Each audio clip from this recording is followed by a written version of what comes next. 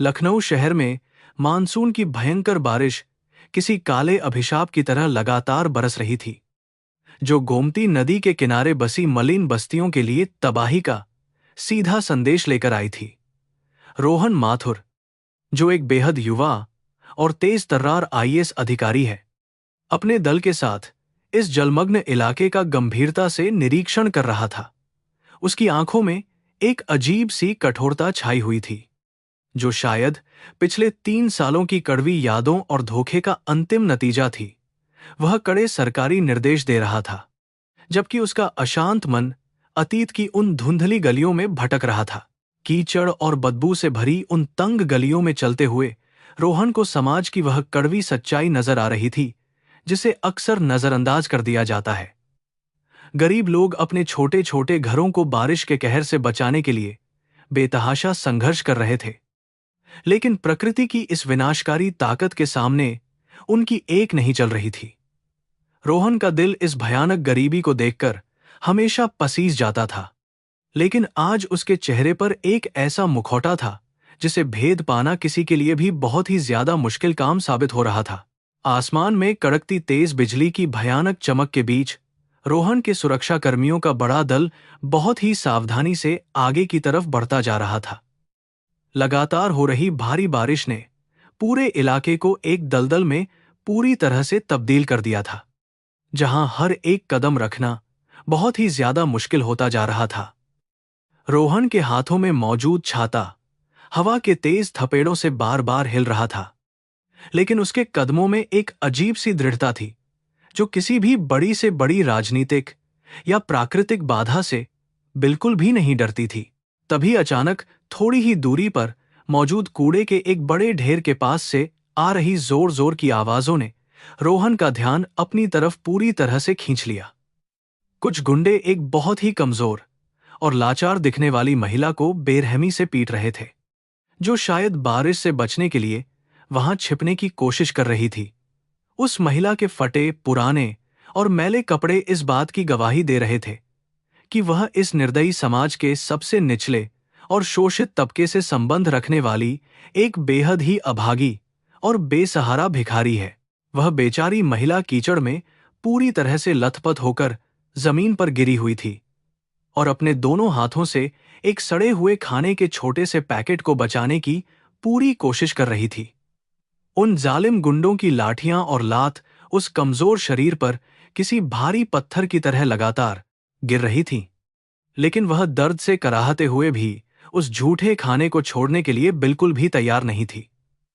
भूख और गरीबी ने शायद उसे इस कदर मजबूर कर दिया था कि अपनी जान से ज्यादा उसे उस खराब खाने की चिंता सता रही थी। बारिश का ठंडा पानी उसके शरीर से बहते हुए खून के साथ मिलकर जमीन पर एक लाल रंग की लकीर बना रहा था, जो इस समाज की क्रूरता का सबसे भयानक और जीता जागता सबूत था। रोहन की आंखों ने जब इस दिल दहला देने वाले अमानवीय दृश्य को देखा, तो उसके अंदर का सोता हुआ इंसानियत का जज्बा अचानक से पूरी तरह जाग उठा। एक ईमानदार आईएएस अधिकारी होने के नाते वह अपनी आंखों के सामने इस तरह का भयानक अन्याय और खुलेआम हो रहा अत्याचार किसी भी कीमत पर बिल्कुल भी बर्दाश्त नहीं कर सकता था।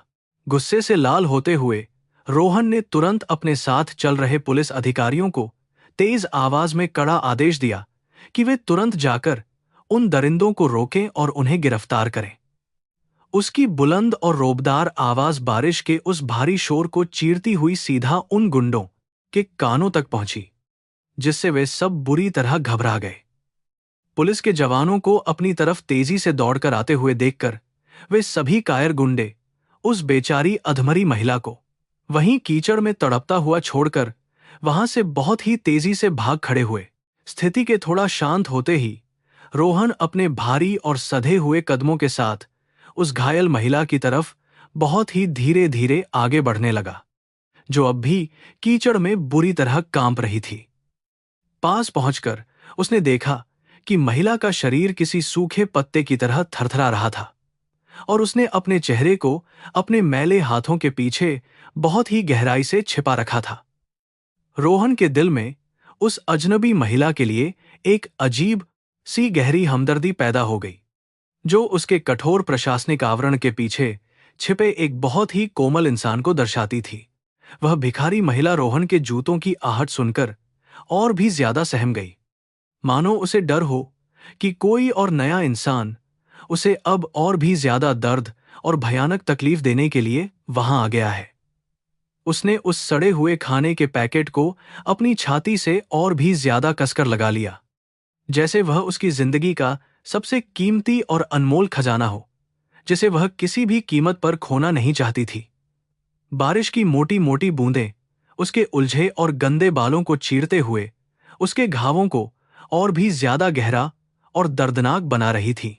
बिना अपनी महंगी वर्दी और पद की परवाह किए रोहन वहीं उस गंदे कीचड़ में घुटनों के बल नीचे बैठ गया और अपना बड़ा सा काला छाता उस कांपती हुई महिला के ऊपर कर दिया। उसने बहुत ही शांत और मधुर आवाज में उस डरी हुई महिला से कहा कि वह बिल्कुल भी नहीं घबराए, क्योंकि अब उसे कोई भी बुरा इंसान किसी भी तरह का नुकसान नहीं पहुंचा पाएगा। रोहन के इन मीठे और सांत्वना भरे शब्दों ने शायद उस अभागी महिला के अंदर जमे हुए डर के भारी बर्फ को थोड़ा सा पिघलाने का एक बहुत ही जादुई काम किया। बहुत ही धीरे धीरे और डरते हुए उस महिला ने अपने हाथों को अपने चेहरे से हटाया और अपनी नजरें ऊपर उठाकर उस अजनबी मसीहा की तरफ एक बहुत ही सहमी हुई नजर से देखा। उसका चेहरा गंदगी, गहरे घावों और एक न बताए जा सकने वाले असीम दर्द से पूरी तरह से विकृत और भयानक हो चुका था, जिसे देखकर किसी भी आम इंसान का दिल बुरी तरह से दहल सकता था। उसकी हालत इतनी ज्यादा खराब थी कि उसकी उम्र या उसके असली रूप का सही अंदाजा लगा पाना किसी के लिए भी बिल्कुल ही नामुमकिन सा लग रहा था।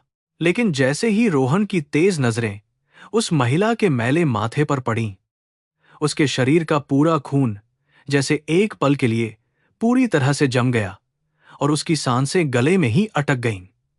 उस महिला के माथे पर एक बहुत ही खास और स्पष्ट आधा चांद के आकार का एक पुराना निशान बना हुआ था, जो बिल्कुल वैसा ही था जैसा उसने सालों पहले अपनी सबसे प्यारी इंसान के चेहरे पर अनगिनत बार देखा था।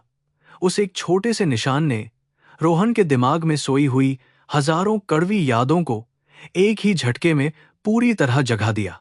अपने दिल की तेज धड़कनों को काबू में करते हुए रोहन ने जब उस महिला की गहरी आंखों में सीधा झांक कर देखा, तो वह पूरी तरह से एक पत्थर की बेजान मूर्ति में तब्दील हो गया।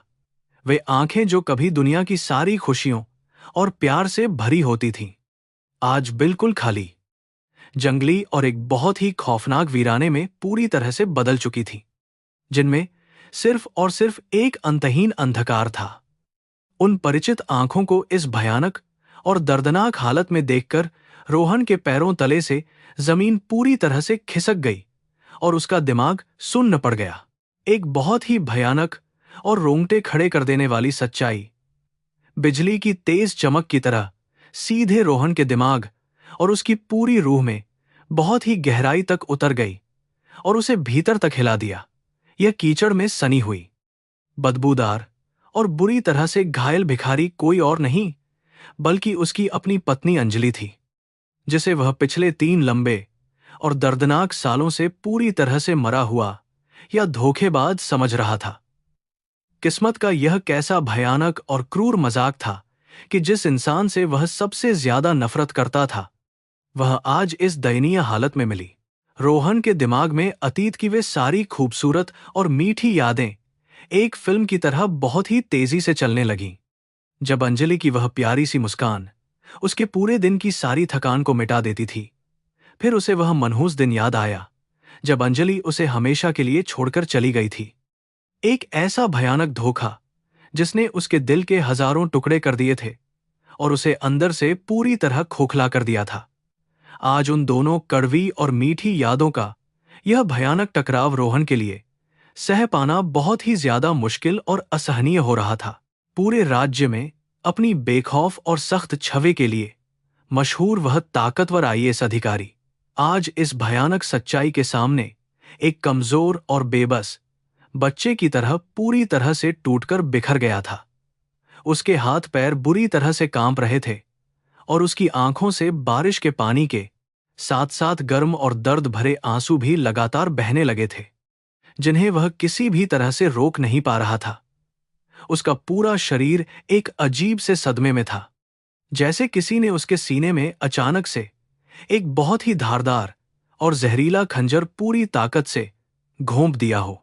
अपने सूखे हुए होठों को बहुत ही मुश्किल से खोलते हुए रोहन ने एक बहुत ही धीमी और कांपती हुई भारी आवाज में अंजलि का नाम पुकारने की एक बहुत ही हताश कोशिश की, लेकिन उसकी आवाज गले में अटक गई। दर्द और सदमे के उस भारी बोझ तले दबकर उसकी जुबान पूरी तरह से लड़खड़ाने लगी थी, और वह चाहकर भी उस एक छोटे से नाम को अपने मुंह से पूरी तरह साफ तरीके से बाहर नहीं निकाल पा रहा था। ऐसा लग रहा था जैसे उसकी आवाज भी इस भयानक और कड़वी सच्चाई को स्वीकार करने से पूरी तरह से डर रही हो। अंजलि ने उस जानी पहचानी आवाज को सुनकर कोई भी सकारात्मक प्रतिक्रिया नहीं दी, बल्कि वह और भी ज्यादा बुरी तरह से डरकर अजीब सी आवाजें निकालते हुए पीछे की तरफ खिसकने की पूरी कोशिश करने लगी। उसका दिमाग शायद इतनी बुरी तरह से क्षतिग्रस्त हो चुका था कि वह अपने खुद के पति को भी बिल्कुल नहीं पहचान पा रही थी, और उसे भी कोई बहुत ही भयानक और क्रूर दुश्मन समझ रही थी। उसकी यह पागलपन से भरी और दर्दनाक हालत देखकर रोहन का दिल एक बार फिर से हजारों टुकड़ों में बहुत ही बेरहमी के साथ टूटकर पूरी तरह बिखर गया। इन दोनों इंसानों के बीच का यह भयानक और दिल चीर देने वाला विरोधाभास किसी भी संवेदनशील इंसान की रूह को अंदर तक पूरी तरह से कंपा देने के लिए बहुत ही ज्यादा काफी साबित हो सकता था। एक तरफ सत्ता, पैसे और ताकत के ऊंचे शिखर पर शान से खड़ा एक बहुत ही रसूखदार अधिकारी था, और दूसरी तरफ गरीबी, बीमारी और असीम दर्द की गहरी खाई में गिरी हुई एक पूरी तरह से तबाह हो चुकी महिला थी। वक्त ने इन दोनों की जिंदगी के साथ एक ऐसा क्रूर और भयानक खेल खेला था जिसकी उन्होंने कभी भी कल्पना नहीं की थी। इस भयानक दुख और भारी सदमे के बीच अचानक से रोहन के दिल में एक बहुत ही तेज और भयंकर गुस्से की ज्वालामुखी बहुत ही जोर से पूरी तरह से फट पड़ी और उसका खून खौलने लगा। उसके दिमाग में अनगिनत तीखे सवाल एक साथ घूमने लगे कि आखिर अंजलि के साथ इतना भयानक और क्रूर काम किसने किया, और वह सारा पैसा और वह कथित प्रेमी जिसके साथ वह भाग गई थी, अब कहाँ गायब हो गए। यह साफ था कि जो कहानी उसे 3 साल पहले बहुत ही सफाई से सुनाई गई थी, वह पूरी तरह से एक बहुत बड़ा झूठ थी। अपने आसपास खड़े और हैरानी से कानाफूसी कर रहे अपने मातहत कर्मचारियों और सुरक्षा कर्मियों की बिल्कुल भी परवाह किए बिना रोहन ने एक बहुत ही बड़ा और हैरान कर देने वाला कदम आगे बढ़ाने का पक्का फैसला किया। उसने अपने दोनों मजबूत हाथों से उस बदबूदार, कीचड़ से सनी और बुरी तरह से घायल महिला को बहुत ही प्यार और सावधानी के साथ अपनी बाहों में ऊपर की तरफ उठा लिया, जैसे वह कोई कांच की नाजुक मूर्ति हो। उसकी इस अजीबोगरीब और अप्रत्याशित हरकत को देखकर वहां मौजूद हर एक इंसान पूरी तरह से हक्का बक्का और स्तब्ध रह गया। मानसून का वह भयानक और विनाशकारी तूफान अब भी पूरी ताकत के साथ आसमान में गरज रहा था, लेकिन रोहन के दिल में उठ रहा भावनाओं का बवंडर उस बाहरी तूफान से कहीं ज्यादा खतरनाक और भयंकर था। वह अपनी खोई हुई मोहब्बत और अपने अतीत के उस भयानक सच को अपनी बाहों में कसकर पकड़े हुए अपनी लाल बत्ती वाली सरकारी गाड़ी की तरफ बहुत ही मजबूत और सधे हुए कदमों से लगातार आगे बढ़ता जा रहा था। अब उसकी जिंदगी का सिर्फ एक ही सबसे बड़ा मकसद था, और वह था इस भयानक और गहरी साजिश की पूरी सच्चाई का पता लगाना। गाड़ी की पिछली सीट पर अंजलि को बहुत ही सावधानी से लिटाते ही रोहन के दिमाग में कड़वी यादों का एक भयंकर बवंडर उठ खड़ा हुआ। यह वही अंजलि थी जिसकी एक प्यारी सी मुस्कान के लिए वह अपनी जान तक देने को हमेशा तैयार रहता था। गाड़ी के शीशे पर लगातार गिरती हुई बारिश की हर एक ठंडी बूंद उसे अतीत की उन पुरानी और धुंधली गलियों में खींच कर ले जा रही थी। वहां उसकी जिंदगी का सबसे खूबसूरत और सबसे ज्यादा दर्दनाक अध्याय एक ही साथ बहुत ही गहरे अक्षरों में हमेशा के लिए लिखा गया था। 3 साल पहले की वह चिलचिलाती और बेहद ही गर्म दोपहर रोहन की आंखों के सामने बिल्कुल एक सजीव चित्र की तरह तैरने लगी थी। वह उस समय सिविल सेवा परीक्षा की बहुत ही कठिन तैयारी कर रहा था और किताबों के भारी बोझ तले बुरी तरह से दबा हुआ था। उसी दौरान लखनऊ के एक पुराने पुस्तकालय में उसकी मुलाकात पहली बार एक बहुत ही साधारण लेकिन बेहद खूबसूरत लड़की अंजलि से हुई थी। वह लड़की वहां चुपचाप सफाई का काम करती थी और अपनी गरीब नियति के साथ समझौता करती थी। अंजलि समाज के उस सबसे निचले और शोषित दलित वर्ग से ताल्लुक रखती थी जिसे आज भी लोग बहुत ही नीची और घृणित नजर से देखना पसंद करते हैं।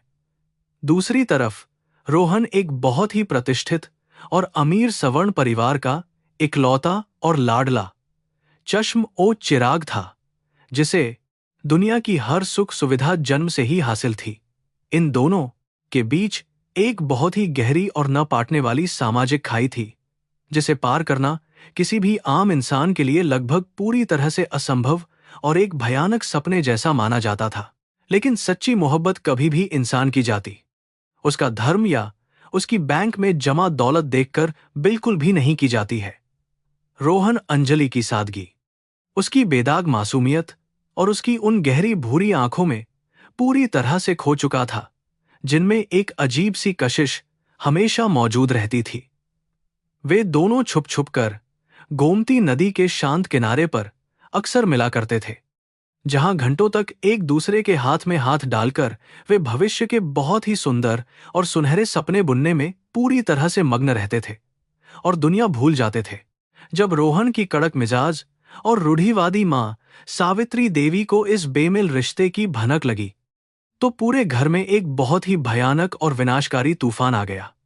सावित्री देवी एक बहुत ही अभिमानी महिला थी जिनके लिए अपने परिवार की झूठी इज्जत और समाज में उनका ऊंचा रुतबा किसी भी इंसान की भावनाओं से कहीं ज्यादा कीमती और महत्वपूर्ण था। उन्होंने अंजलि को एक बहुत ही गंदी और नीची जात की कलंकिनी कहकर बुरी तरह से अपमानित किया और उसे हमेशा के लिए दूर चले जाने की कड़ी चेतावनी दी। लेकिन रोहन अपने फैसले पर पूरी तरह से अटल था और वह किसी भी कीमत पर अंजलि का साथ बिल्कुल भी नहीं छोड़ना चाहता था। सारी पारिवारिक और सामाजिक बंदिशों को पूरी तरह से तोड़ते हुए उसने एक बहुत ही पुराने और सुनसान शिव मंदिर में अंजलि के साथ गुपचुप तरीके से शादी कर ली। उस पवित्र अग्नि के सामने उन्होंने एक दूसरे का हाथ थामकर जीवन भर हर एक अच्छे और बुरे समय में हमेशा साथ निभाने की कस्में खाई थीं और अपनी नई दुनिया बसाने का एक खूबसूरत सपना देखा था। जिंदगी अपनी एक बहुत ही मधुर और सुहानी लय में आगे बढ़ रही थी और सब कुछ बिल्कुल एक सपने जैसा बहुत ही खूबसूरत लग रहा था। फिर वह सबसे बड़ा और खास दिन भी आ गया जब रोहन ने सिविल सेवा परीक्षा में पूरे देश में प्रथम स्थान प्राप्त करके अपने परिवार और पूरे शहर का नाम पूरी तरह से रोशन कर दिया था। उस दिन उसकी खुशी का कोई भी ठिकाना नहीं था क्योंकि वह अपनी सफलता की सबसे बड़ी खुशखबरी अपनी प्यारी पत्नी अंजलि के साथ बांटने के लिए बेकरार था। लेकिन जब वह खुशी से झूमते हुए हाथों में मिठाई का डिब्बा लेकर अपने उस छोटे से किराए के कमरे में वापस पहुंचा तो वहां का डरावना सन्नाटा उसका बेसब्री से इंतजार कर रहा था। अंजलि वहां पर बिल्कुल भी नहीं थी और उसका सारा जरूरी सामान भी कमरे से पूरी तरह से गायब हो चुका था, जिसे देखकर रोहन का दिल जोर से धड़कने लगा।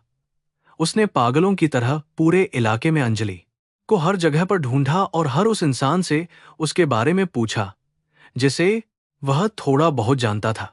घंटों की थका देने वाली तलाश के बाद अंततः रोहन की कांपती हुई नजरें मेज पर रखे हुए एक सफेद लिफाफे पर जाकर टिक गईं। उस मनहूस लिफाफे ने उसकी पूरी जिंदगी को एक ही झटके में पूरी तरह तबाह कर दिया। उस मुड़े हुए लिफाफे के अंदर एक बहुत ही ज्यादा दर्दनाक और दिल को चीर देने वाला खत था जिस पर अंजलि के अंगूठे का स्पष्ट निशान मौजूद था। उस भयानक खत में बहुत ही बेरहमी के साथ लिखा हुआ था कि वह रोहन की गरीबी और उसके संघर्षों से थक चुकी है। उस निर्दयी खत के कड़वे शब्दों ने रोहन के सीने में किसी तेज खंजर की तरह वार किया था, जिसमें साफ लिखा था कि वह उसे हमेशा के लिए छोड़कर जा रही है। उसने यह भी लिखा था कि वह एक बहुत ही अमीर और रसूखदार आदमी के साथ अपने नए जीवन की शानदार शुरुआत करने जा रही है, जो उसे हर सुख दे सकता है। खत के आखिर में उसने रोहन की मां सावित्री देवी से एक बहुत ही बड़ी रकम लेने की बात भी बिना किसी शर्म के पूरी तरह से कबूल कर ली थी। उस कागज के एक छोटे से टुकड़े ने रोहन की पूरी दुनिया को एक ही पल में बहुत ही भयानक तरीके से जलाकर पूरी तरह से राख कर दिया था। उसका दिल, जो कुछ ही देर पहले प्यार और खुशी के समंदर में पूरी तरह से गोते लगा रहा था, अब वह एक बेहद ही खौफनाक और बंजर रेगिस्तान में तब्दील हो चुका था। जिस लड़की के प्यार में उसने अपने परिवार और पूरे समाज से बिना किसी डर के खुली बगावत कर दी थी, उसी ने आज उसकी भावनाओं का क्रूर मजाक उड़ाया था। जब रोहन पूरी तरह से टूटकर और बिखरकर वापस अपने घर लौटा, तो उसकी मां सावित्री देवी ने अपने ही बनाए हुए जाल को और भी ज्यादा मजबूत करना शुरू कर दिया। उन्होंने अपने उस रोते हुए बेटे के सामने झूठी हमदर्दी का एक बहुत ही शानदार और बनावटी नाटक करते हुए उसे अपने झूठे प्यार के आगोश में ले लिया। उन्होंने रोहन के दिल में यह बात बहुत ही गहराई से बैठा दी कि छोटे और नीची जात के लोग हमेशा सिर्फ और सिर्फ पैसे के लालची और धोखेबाज होते हैं। अंजलि के उस भयानक धोखे ने रोहन के अंदर के उस कोमल और भावनाओं से भरे हुए इंसान को हमेशा के लिए एक बहुत ही गहरी और खामोश कब्र में दफन कर दिया था। प्यार पर से उसका विश्वास हमेशा के लिए उठ चुका था और अब उसकी जगह एक बहुत ही गहरी नफरत और अंतहीन प्रतिशोध की भावना ने पूरी तरह से ले ली थी। उसने अपनी सारी बची हुई ऊर्जा और अपने गुस्से को सिर्फ और सिर्फ अपनी प्रशासनिक सफलता और ताकत को हासिल करने में लगा दिया था। जिंदगी से अपना भयानक बदला लेने और अपनी मां की झूठी खुशी को बनाए रखने के लिए रोहन ने आखिरकार अपनी मां के एक स्वार्थी प्रस्ताव को बिना सोचे समझे मान लिया। उसने एक बहुत ही बड़े और भ्रष्ट राजनेता विशाल ठाकुर की सबसे लाडली और घमंडी बेटी काव्या ठाकुर के साथ एक राजनीतिक विवाह के बंधन में बंधने का कड़ा फैसला किया। यह शादी दो दिलों का नहीं, बल्कि दो ताकतवर परिवारों के स्वार्थ और उनकी अंधी राजनीतिक महत्वाकांक्षाओं का एक बहुत ही शानदार और भव्य सौदा मात्र थी। काव्या एक बेहद ही घमंडी, सत्ता की भूखी और बहुत ही ज्यादा चालाक महिला थी, जो प्यार और रिश्तों को सिर्फ अपनी ताकत और पैसे से तौलने की बहुत ही गंदी आदत रखती थी। रोहन और काव्या के बीच कोई भी सच्चा पति पत्नी वाला पवित्र और भावनात्मक रिश्ता बिल्कुल भी मौजूद नहीं था, बल्कि वे दोनों सिर्फ समाज और दुनिया के सामने एक झूठे और बहुत ही आदर्श जोड़े का नाटक कर रहे थे। रोहन का दिल आज भी उसी विश्वासघात की बहुत ही भयानक और धधकती हुई आग में हर दिन बुरी तरह से जल रहा था। कार के अचानक लगे एक बहुत ही तेज झटके ने रोहन को अतीत की उन धुंधली और दर्दनाक यादों से निकालकर वापस वर्तमान की इस कड़वी सच्चाई में पूरी तरह से लाकर खड़ा कर दिया। उसने बहुत ही प्यार और बेचैनी के साथ अपनी रुमाल से उस बेहोश महिला के गंदे और केस थराक को सभी कर ली खून से सने हुए चेहरे को धीरे धीरे साफ किया, जैसे जैसे अंजलि के चेहरे से वह बदबूदार और चिपचिपा कीचड़ हट रहा था। रोहन के दिल की तेज धड़कनें किसी बेकाबू रेलगाड़ी की तरह और भी ज्यादा तेज होती जा रही थीं। वह चेहरा जिसे कभी वह अपनी जिंदगी से भी ज्यादा प्यार करता था, आज अनगिनत गहरे और भयानक घावों से पूरी तरह से ढका हुआ और बहुत ही बुरी तरह से बिगड़ा हुआ नजर आ रहा था। उसकी नाजुक और गोरी त्वचा पर मौजूद जलने के बहुत ही भद्दे और गहरे निशान इस बात की चीख चीख कर गवाही दे रहे थे कि उसने पिछले 3 सालों में एक बहुत ही भयानक और रूह कंपा देने वाला असली नरक अपनी खुली आंखों से देखा है। यह कोई साधारण बीमारी या किस्मत का मारा होना नहीं था। रोहन का वह तीक्ष्ण और विश्लेषणात्मक प्रशासनिक दिमाग अब बहुत ही तेजी से एक बिल्कुल ही नई और खतरनाक दिशा में पूरी तरह से काम करना शुरू कर चुका था। अगर अंजलि वास्तव में पैसे के उस भारी लालच में पड़कर अपने किसी अमीर और रसूखदार प्रेमी के साथ भाग गई थी, तो फिर आज वह इस भयानक और बदतर हालत में सड़क पर भीख क्यों मांग रही है? वह बेशुमार दौलत और वह शानदार नई जिंदगी आखिर अचानक से एक ही झटके में कहां हवा हो गई, जिसका जिक्र उस दर्दनाक खत में किया गया था। यह बात अब दिन के उजाले की तरह पूरी तरह से साफ हो चुकी थी कि 3 साल पहले जो कुछ भी उसे बहुत ही सफाई के साथ दिखाया गया था, वह पूरी तरह से एक बहुत ही गहरी और सोची समझी साजिश थी। किसी ने बहुत ही चालाकी और बेरहमी के साथ उनकी सच्ची मोहब्बत और उनके पवित्र रिश्ते की सरेआम हत्या कर दी थी, और इस भयानक अपराध का इल्जाम पूरी तरह से बेचारी अंजलि के कमजोर कंधों पर डाल दिया था। इस भयानक सच्चाई ने रोहन के अंदर गहरी आत्मग्लानि पैदा कर दी। वह अपने ही ख्यालों में बुरी तरह से घुटने लगा था और बार बार खुद को इस बात के लिए कोस रहा था कि उसने अपनी पत्नी पर थोड़ा सा भी विश्वास क्यों नहीं किया। उसने उस झूठे कागज के टुकड़े को कैसे इतनी आसानी से अपनी जिंदगी की सबसे बड़ी सच्चाई मान लिया था, बिना यह जाने कि इसके पीछे कौन सा भयानक राज छुपा हुआ है। अगर वह उस समय थोड़ा सा भी धैर्य और समझदारी दिखाता, तो शायद अंजलि को आज इस रोंगटे खड़े कर देने वाले दर्दनाक नरक का सामना बिल्कुल नहीं करना पड़ता। रोहन बहुत ही अच्छी तरह से यह जानता था कि अगर उसने अंजलि को अपने घर या फिर किसी भी सरकारी अस्पताल में ले जाने की बहुत बड़ी गलती की, तो दुश्मनों को तुरंत भनक लग जाएगी। जो भी लोग इस भयानक और गहरी साजिश के पीछे पूरी तरह से शामिल थे, वे इस महत्वपूर्ण और नाजुक सबूत को हमेशा के लिए मिटाने की कोई कसर बिल्कुल नहीं छोड़ेंगे। इसलिए उसने अपनी सरकारी गाड़ी को तुरंत ही शहर से बहुत दूर एक सुनसान और एकांत दिशा में मोड़ने का बहुत ही कड़ा आदेश दिया। वह अंजलि को एक ऐसे बेहद ही गुप्त और बहुत ही ज्यादा सुरक्षित निजी चिकित्सालय में ले जा रहा था, जिस पर वह पूरी तरह से आंख बंद करके अपना पूरा भरोसा कर सकता था। उसने अपनी सोई हुई पत्नी के ठंडे और बेजान हाथों को अपने दोनों गर्म हाथों के बीच बहुत ही मजबूती और प्यार के साथ पूरी तरह से जकड़ लिया और अपनी आंखें मूंद लीं।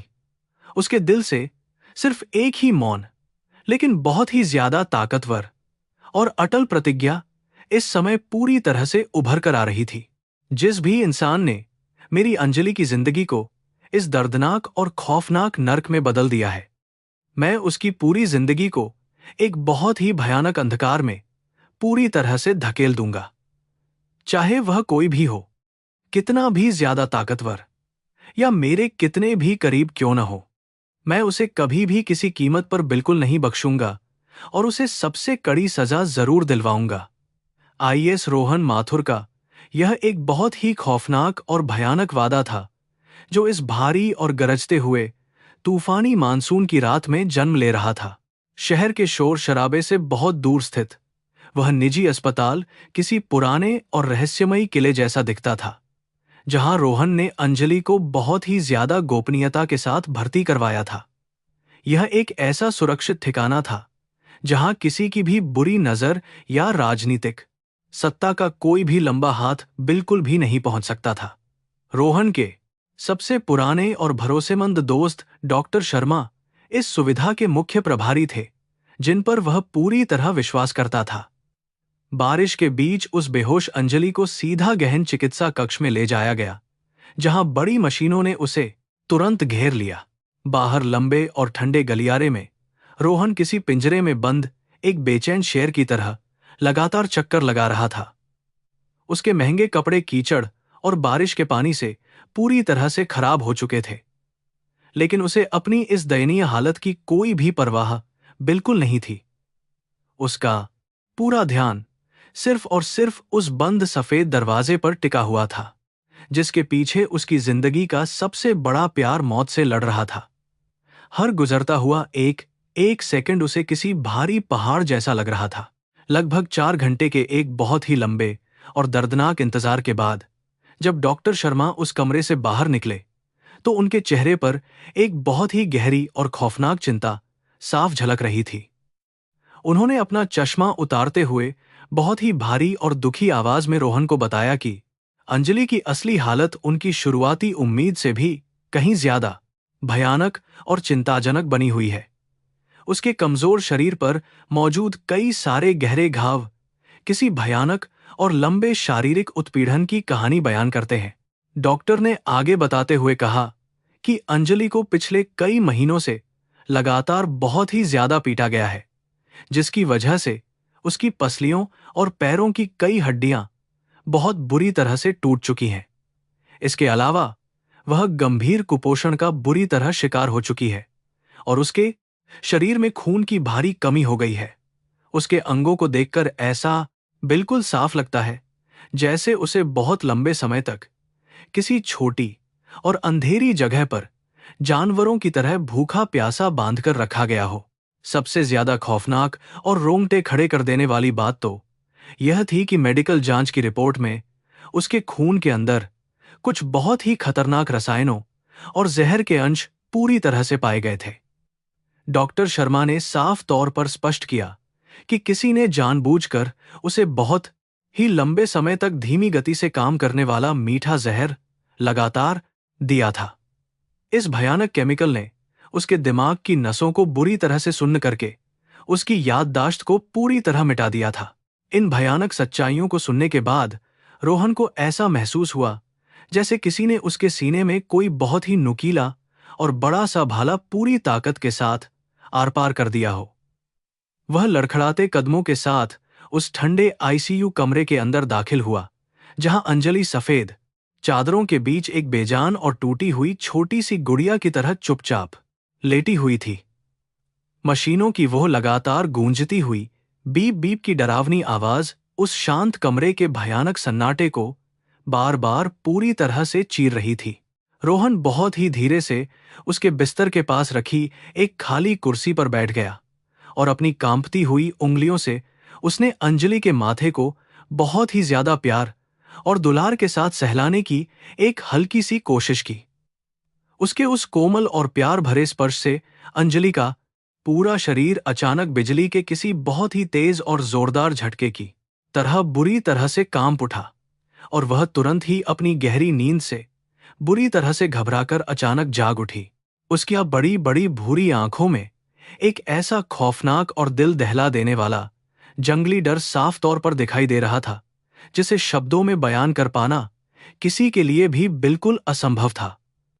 वह खुद को रोहन की पहुंच से दूर करने के लिए बिस्तर के सबसे आखिरी कोने में बुरी तरह से सिकुड़ गई और अपने दोनों कमजोर हाथों से अपना चेहरा पूरी तरह से छिपा लिया। उसके मुंह से दर्द और दहशत से भरी हुई बहुत ही तेज और डरावनी चीखें लगातार निकलने लगीं। अंजलि की इस दिल चीर देने वाली हालत को देखकर रोहन की आंखों से आंसुओं का एक बहुत ही भारी और गर्म सैलाब बिना रुके लगातार बहने लगा, जिसे वह रोक नहीं पा रहा था। उसने अपनी भारी और रुंधी हुई आवाज में उसे बहुत ही ज्यादा प्यार से पुकारते हुए ये इस सादा मान को बीच है विश्वास दिलाने की पूरी कोशिश की कि वह उसका अपना रोहन है और अब उसे किसी से भी बिल्कुल भी डरने की कोई जरूरत नहीं है। लेकिन उसके इन मीठे और सांत्वना भरे शब्दों का उस पर कोई असर नहीं हुआ। अंजलि का बीमार और पूरी तरह से उलझा हुआ दिमाग इस समय प्यार और सुरक्षा की किसी भी आम भाषा को समझ पाने की स्थिति में बिल्कुल भी नहीं था। वह पागलों की तरह अपने दोनों हाथ हवा में जोर जोर से हिलाते हुए कुछ बहुत ही अजीब और पूरी तरह से बेमतलब के शब्द बार बार जोर से दोहराने लगी थी। उसकी वह कांपती हुई आवाज किसी बहुत ही गहरे और डरावने कुएं के अंदर से आती हुई किसी भूतिया और खौफनाक प्रतिध्वनि की तरह सुनाई दे रही थी। वह बार बार अपने सूखे और फटे हुए होठों से सिर्फ यही चिल्ला रही थी कि हर तरफ बहुत ही भयानक आग लगी हुई है और लाल रेशमी साड़ी वाली वह खौफनाक मालकिन उसे बहुत ही ज्यादा बेरहमी के साथ मार डालेगी। वह रोहन के सामने अपने दोनों हाथ जोड़कर बहुत थारा के ही बुरी तरह से गिड़गिड़ाने लगी और रोते हुए बार बार भीख मांगने लगी कि कृपया कोई भी उसकी जीभ को चाकू से बिल्कुल भी मत काटो। ये शब्द सुनकर रोहन की रूह बुरी तरह से कांप उठी।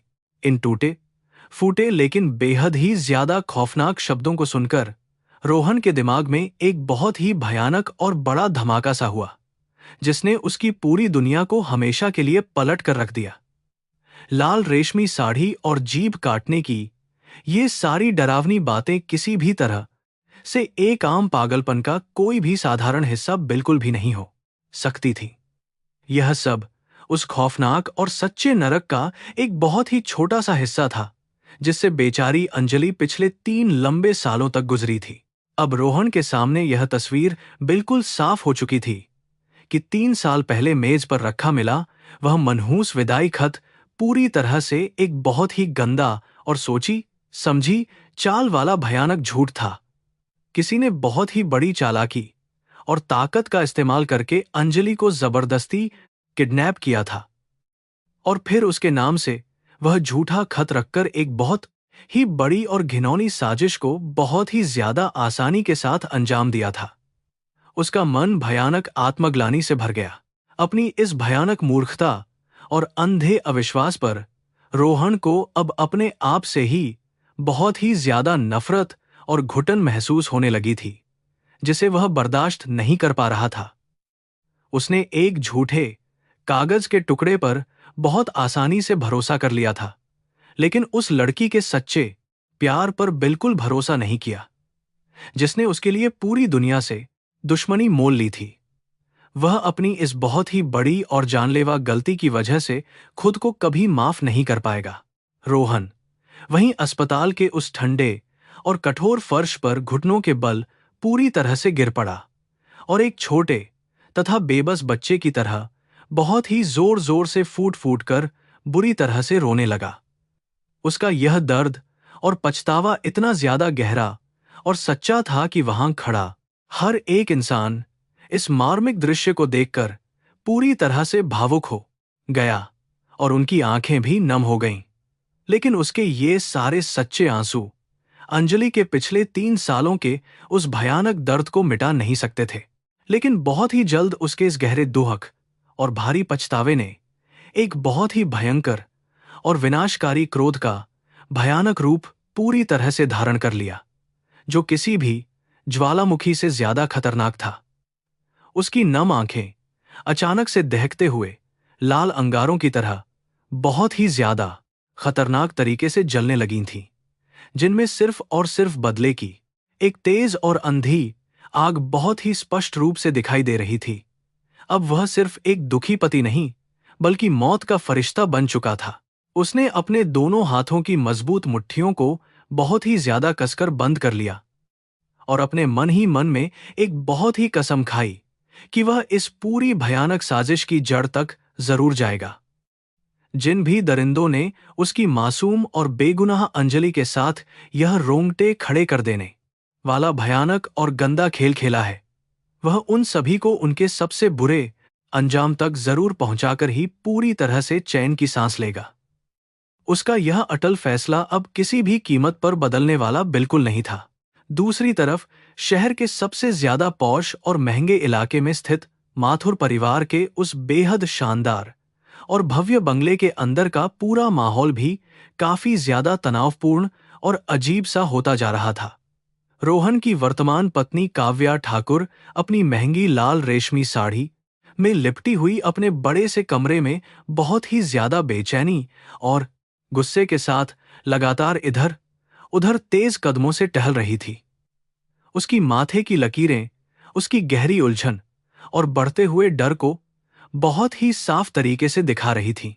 रोहन का बिना किसी को कुछ भी बताए अचानक से इतने लंबे समय के लिए पूरी तरह से गायब हो जाना काव्या के शातिर और हमेशा शक करने वाले दिमाग में कई तरह की खतरे की तेज घंटियां बहुत ही जोर जोर से बजा रहा था। उसने अपने निजी और गुप्त जासूसों को पहले ही रोहन के हर एक कदम की पूरी बारीकी से निगरानी करने के लिए बहुत ही कड़े निर्देश दे रखे थे, ताकि कोई भी बात उससे छुप न सके। वह अपने पति पर बिल्कुल भी विश्वास नहीं करती थी। काव्या ने बहुत ही ज्यादा गुस्से और घबराहट में अपना महंगा फोन उठाया और अपने ताकतवर राजनेता पिता विशाल ठाकुर का नंबर बहुत ही तेजी के साथ तुरंत ही डायल कर दिया। उसने अपने पिता को रोहन की इस बेहद अजीब और रहस्यमयी गैरमौजूदगी के बारे में पूरी जानकारी देते हुए कहा कि उसे कुछ बहुत ही ज्यादा बुरा और खतरनाक होने का लगातार गहरा एहसास हो रहा है। उसे ऐसा लग रहा था जैसे उनके द्वारा बुना गया वह पुराना और काला जाल अब शायद धीरे धीरे पूरी तरह से टूटने लगा है। फोन के दूसरी तरफ बैठे विशाल ठाकुर ने अपनी बेटी को पूरी तरह से शांत रहने की बहुत ही सख्त हिदायत देते हुए कहा कि वह इन सारी छोटी छोटी बातों की बिल्कुल भी ज्यादा चिंता ना करे। उसने घमंड में चूर होकर यह भी कहा कि पूरे राज्य की पुलिस और प्रशासन पूरी तरह से उनकी मुट्ठी में कैद है, इसलिए उनका कोई भी इंसान कुछ भी बिगाड़ बिल्कुल नहीं सकता है। लेकिन इन बड़ी बड़ी बातों के बावजूद विशाल के मन में भी एक अनजाना डर था। अस्पताल के उस बंद कमरे में रोहन अब अपने आंसुओं को पूरी तरह से पोंछकर एक बिल्कुल नए और बहुत ही खतरनाक इंसान की तरह मजबूती से खड़ा हो चुका था। उसने अंजलि के कांपते हुए हाथों को एक बार फिर से चूमा और उसे यह खामोश वादा किया कि वह बहुत ही जल्द इन सारे सवालों के जवाब लेकर वापस उसके पास जरूर लौट कर आएगा। अब समय आ गया था कि वह अपने आईएएस होने की सारी शक्तियों का पूरी तरह से इस्तेमाल करे और सच बाहर लाए। वह बहुत ही तेज और सधे हुए कदमों के साथ उस अस्पताल से बाहर की तरफ निकल पड़ा और उसकी आंखों में एक बहुत ही खौफनाक तूफान पूरी तरह से आकार ले रहा था। बाहर आसमान में भी मानसून की भयंकर बारिश अब और भी ज्यादा तेज और विनाशकारी रूप ले चुकी थी, जो आने वाली एक बहुत ही बड़ी तबाही का सीधा संकेत दे रही थी। रोहन माथुर ने आज अपने ही घर और इस पूरे भ्रष्ट सिस्टम के खिलाफ एक बहुत ही भयानक और लंबी जंग का सीधा ऐलान कर दिया था। आधी रात का गहरा सन्नाटा रोहन माथुर के सरकारी कार्यालय में पूरी तरह से पसरा हुआ था, जहां वह अकेला बैठा था। उसने कमरे की सारी बत्तियां बुझा दी थीं और सिर्फ एक छोटी टेबल लैंप की रोशनी में अपना कंप्यूटर चालू किया। एक ताकतवर आईएएस अधिकारी होने के नाते उसके पास पुलिस के हर गुप्त रिकॉर्ड तक पहुंचने का विशेष अधिकार मौजूद था। उसकी उंगलियां कीबोर्ड पर तेजी से चल रही थीं और वह पुलिस सर्वर में 3 साल पहले की गुमशुदगी की उन सभी फाइलों को बारीकी से खंगालने की पूरी कोशिश कर रहा था, जिन्हें बहुत ही सफाई से दफन कर दिया गया था। अंजलि के अचानक गायब होने की उस रिपोर्ट को खोजना किसी गहरे और अंधेरे कुएं में सुई ढूंढने जितना मुश्किल काम साबित हो रहा था। सिस्टम में उस फाइल को बहुत ही शातिर तरीके से मिटाने की पूरी कोशिश की गई थी ताकि कोई सुराग न बचे, लेकिन रोहन का तेज दिमाग हार मानने के लिए बिल्कुल तैयार नहीं था और वह लगातार अपनी कोशिशों में जुटा रहा। घंटों की भारी मशक्कत के बाद आखिरकार उसे वह पुरानी और बंद पड़ी फाइल एक बहुत ही छिपे हुए फोल्डर के अंदर मिल गई, जिसने उसकी उम्मीदों को अचानक एक नई और बहुत ही मजबूत उड़ान दी। उस पुरानी फाइल को ध्यान से पढ़ते ही रोहन के सामने उस भ्रष्ट पुलिस अधिकारी का नाम साफ अक्षरों में उभर कर आ गया, जिसने उस समय इस मामले की जांच की थी। वह इंस्पेक्टर राजवत था, जो पुलिस महकमे में अपनी गंदी रिश्वतखोरी और बड़े राजनेताओं की चापलूसी करने के लिए बहुत ज्यादा बदनाम था। यह बात अब शीशे की तरह साफ हो चुकी थी कि राजवत ने इस जांच को सिर्फ एक मजाक बनाकर रख दिया था और सच्चाई को पैसों के भारी लालच में आकर हमेशा के लिए दफना दिया था। यह एक बहुत ही सोची समझी और भयानक साजिश का हिस्सा था।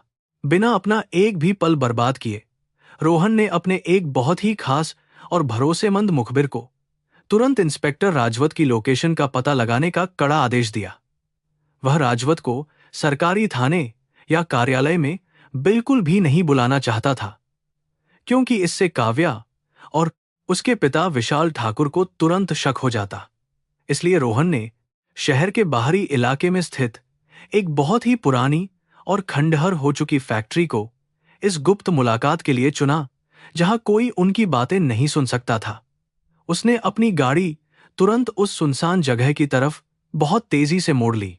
रात के करीब 2 बजे उस अंधेरी फैक्ट्री के अंदर इंस्पेक्टर राजवत अपनी पुलिस वर्दी में बहुत ज्यादा गुरूर और भारी अकड़ के साथ चलकर दाखिल हुआ। उसे बिल्कुल भी इस बात का अंदाजा नहीं था कि शहर के सबसे बड़े आईएएस अधिकारी ने उसे इतनी रात गए इस सुनसान जगह पर आखिर क्यों बुलाया है। उसे लग रहा था कि शायद रोहन माथुर उसे कोई बहुत ही बड़ा और फायदे का गुप्त काम सौंपने वाला है, जिससे उसकी जेबें गर्म हो जाएंगी। उसके चेहरे पर एक बहुत ही गंदी मुस्कान तैर रही थी, जो उसकी नीच और भ्रष्ट मानसिकता को पूरी तरह दर्शा रही थी। लेकिन जैसे ही राजवत रोहन के सामने खड़ा हुआ, उसकी वह झूठी मुस्कान अचानक हमेशा के लिए पूरी तरह गायब हो गई। रोहन की आंखों में एक ऐसा खौफनाक गुस्सा धधक रहा था जिसे देखकर किसी भी खूंखार अपराधी की रूह कांप सकती थी। रोहन ने अपनी जेब से वह पुरानी रिपोर्ट निकाली और उसे पूरी ताकत के साथ राजवत के चेहरे पर बहुत ही जोर से दे मारा। उसने अपनी भारी और गरजती हुई आवाज में उस भ्रष्ट पुलिस वाले से सीधा सवाल किया कि 3 साल पहले उसने यह झूठी और मनगढ़ंत रिपोर्ट किसके नापाक इशारे पर बहुत ही सफाई से तैयार की थी। अचानक हुए इस जोरदार हमले से राजवत बुरी तरह से घबरा गया, लेकिन उसने अपनी पुरानी आदत के अनुसार झूठ बोलने की नाकाम कोशिश की। उसने अपने कांपते हुए स्वर में रोहन को बताने का झूठा प्रयास किया कि उसने सारी जांच पूरी ईमानदारी और पुलिस के कड़े नियमों के तहत ही की थी। खुद को बचाने के लिए उसने बातों ही बातों में रोहन के ससुर और राज्य के कद्दावर मंत्री विशाल ठाकुर के बड़े राजनीतिक नाम का सहारा लेने की चालाक कोशिश भी की। उसे उम्मीद थी कि ठाकुर का बड़ा नाम सुनकर यह अधिकारी डर के मारे पीछे हट जाएगा।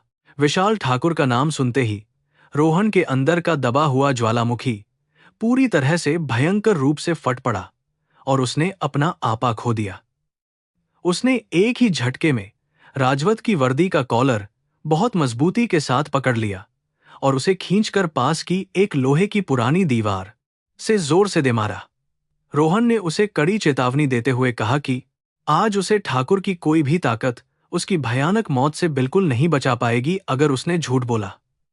उसकी उंगलियां राजवत के गले को इतनी जोर से दबा रही थीं कि उस पुलिस वाले की सांसें उखड़ने लगी थीं। मौत को अपने इतने करीब देखकर राजवत का सारा झूठा गुरूर और उसकी हेकड़ी एक ही पल में हवा हो गई और वह थर-थर कांपने लगा। उसने रोहन के सामने हाथ जोड़ लिए और अपनी जान की भीख मांगते हुए उस भयानक रात का पूरा काला सच उगलना शुरू कर दिया जिसे वह छिपाए बैठा था। उसने रोते हुए कबूल किया कि उसे ऊपर से सख्त आदेश मिले थे कि अंजलि की फाइल को पूरी तरह से बंद कर दिया जाए और उसे एक भगोड़ी साबित कर दिया जाए। इसके बदले में उसे एक बहुत ही बड़ी रकम नकद के रूप में रिश्वत में दी गई थी। रोहन ने अपनी पकड़ को और भी ज्यादा मजबूत करते हुए उससे उस जगह का नाम बताने को कहा जहां अंजलि को उस रात किडनैप करके ले जाया गया था। राजवत ने खांसते हुए एक ऐसी भयानक जगह का नाम लिया जिसे सुनकर किसी भी शरीफ इंसान की रूह कांप जाती थी। उसने बताया कि अंजलि को शहर के बाहरी इलाके में स्थित एक खतरनाक और गैरकानूनी पत्थर की खदान में बेच दिया गया था जिसे एक खूंखार माफिया चलाता है। यह वह जगह थी जहां बंधुआ मजदूरों से जानवरों की तरह काम करवाया जाता था और वहां से कोई भी जिंदा वापस नहीं लौटता था। यह खौफनाक सच्चाई सुनते ही रोहन ने राजवत को झटके से जमीन पर फेंक दिया और बिना कुछ कहे अपनी गाड़ी की तरफ तेजी से दौड़ पड़ा। उसके दिल में एक बहुत अजीब सी घबराहट और गहरा डर बैठ गया था, क्योंकि वह जानता था कि उस खदान की जिंदगी किसी भयानक नरक से बिल्कुल कम नहीं है। उसने गाड़ी का इंजन स्टार्ट किया और शहर की चमचमाती सड़कों को पीछे छोड़ते हुए अपनी गाड़ी को सीधा उस खतरनाक खदान के अंधेरे रास्तों की तरफ तेज रफ्तार के साथ दौड़ा दिया।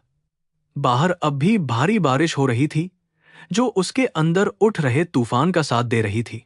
जैसे जैसे रोहन की गाड़ी शहर की चकाचौंध से दूर उस इलाके की तरफ बढ़ रही थी, नजारा बहुत ही ज्यादा भयानक और डरावना होता जा रहा था। पक्की सड़कें अब पूरी तरह खत्म हो चुकी थीं और उनकी जगह गहरे कीचड़, गड्ढों और नुकीले पत्थरों से भरे एक खतरनाक कच्चे रास्ते ने ले ली थी।